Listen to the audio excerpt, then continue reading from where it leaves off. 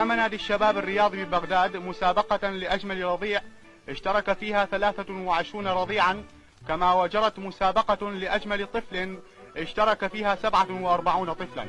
وقد راعى المسابقة الدكتور علاوي وزير الصحة. وبجدير بالذكر أن كل هؤلاء الأطفال من أبناء المحلات المجاورة للنادي. السيدة آسيا توفيق وهبي رئيسة الاتحاد النسائي تشترك في التحكيم لاختيار أجمل رضيع.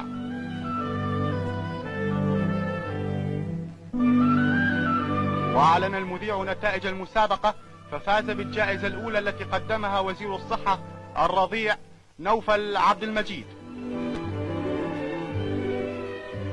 وقدم معاليه أيضا الجائزة الأولى لوالدة الفائز بمسابقة أجمل طفل وهو محمد شاكر.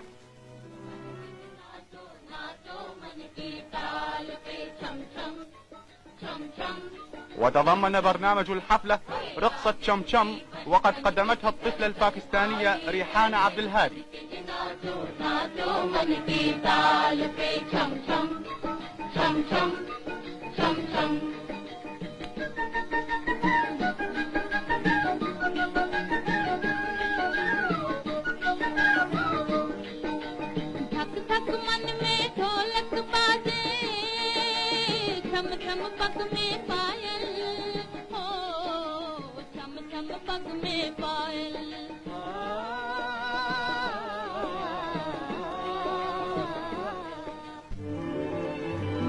معالي وزير الصحة يقدم للفتاة الموهوبة كأسا.